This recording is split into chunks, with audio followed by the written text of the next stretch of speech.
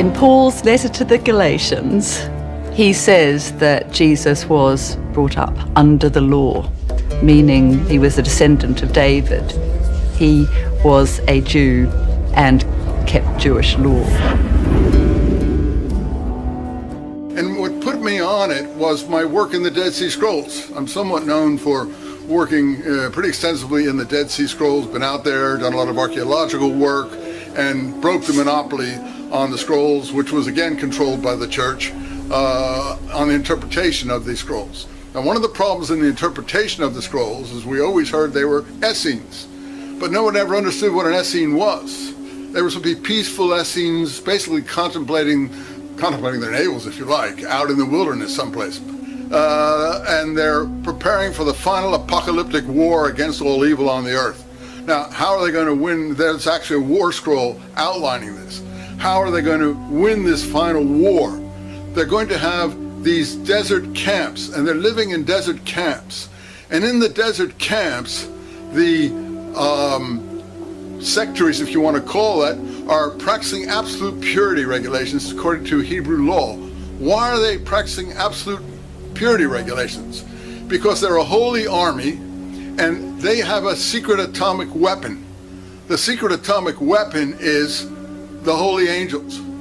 That the holy angels will not join the camps if there's any human impurity there.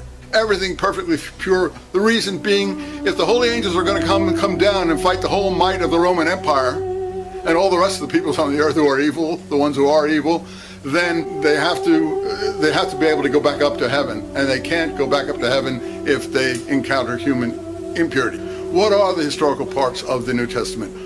Paul's letters. Not all of them, but the ones scholars generally agree are historical. My dissertation was on Islamic law in Palestine and Israel. So I learned Christianity as I went along. Islam I knew. Judaism I began teaching Old Testament and so on, all the way up to modern Jewish thought and Zionism. So one develops a certain breadth of insight and knowledge there. For instance, I can tell you, Muhammad knows James's instructions to overseas communities. You say, well, what are James's instructions to overseas communities? Where did these come from? Well, you'd have to read Acts and know that suddenly, Acts 15, very few people really read Acts for themselves, the narrative changes. And so you come to a thing where Jerusalem Council, where James, who has never been introduced in Acts, in the book of Acts, his instructions to overseas communities are abstain from blood, which is Hebrew doctrine, things sacrificed to idols, fornication, etc. If you look at Islamic dietary law and things that carrion, things that have died of themselves or have been ripped by other animals. If you look at Islamic dietary law, it's exactly the same. Abstain from blood, carrion, etc., things sacrificed to idols, and this kind of thing. They've picked up James's instructions to the letter. Why hasn't Christianity? Because Paul attacks them viciously in his letters. Let's take Galatians. Galatians is the key letter. Almost no Christian I've ever met who's not a professional person has ever read Galatians for themselves. And if you read chapter 1, there it is. Paul says he went up to Jerusalem after his first inspiration, and he saw no one but James, the brother of the Lord, and Peter. And then in chapter 2, he says, these super apostles, not that their importance means anything to me. And in the meantime, he's down in Antioch, which is probably not along the coast, but in northern Syria. And what's happening there? He says, the representatives of James, i.e. James, the brother of Jesus, came down. And Peter, who used to keep table fellowship with Gentiles, I'm not saying you should or you shouldn't, but according to Hebrew dietary law, you wouldn't be able to, stopped keeping table fellowship with Gentiles. And Barnabas followed him in this hypocrisy. He actually calls Peter and Barnabas hypocrites. Paul says the only thing he knows about Jesus, which is funnily enough, is that he was crucified. So if he was crucified for revolutionary activities. But the Gospels are anxious to show, oh no, this is a rumor, a lie that the Jews are spreading. And Pontius Pilate actually doesn't want to do it, but the Jews force him. But what do we know about Pontius Pilate? Philo goes to Rome in the same period, Philo, the Jewish philosopher in the 30s. And He tells us that Pilate was removed because he was the most violent, unjust, bloodthirsty governor that the Romans ever sent out to Palestine. So square those things if you can. You can't square them, and you see what's being done, a total reversal of history. The early Christian literature is full of material about James the Just, most of it very authentic. And he's always called that, as a writer called Cephas at the end of the 1st century.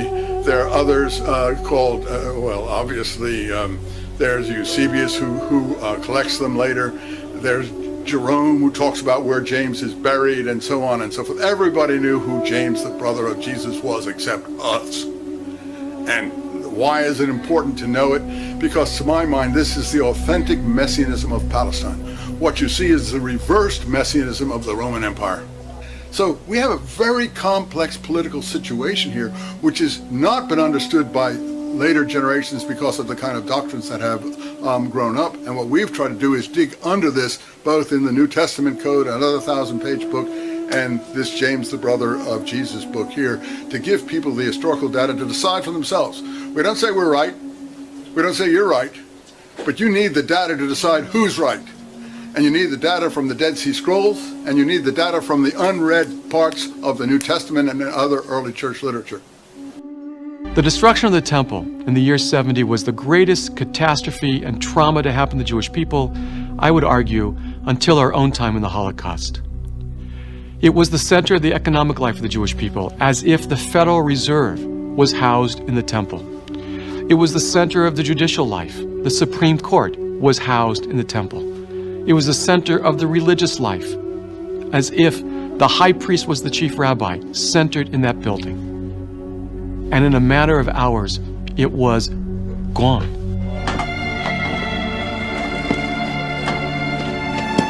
When the temple was destroyed, everything was gone.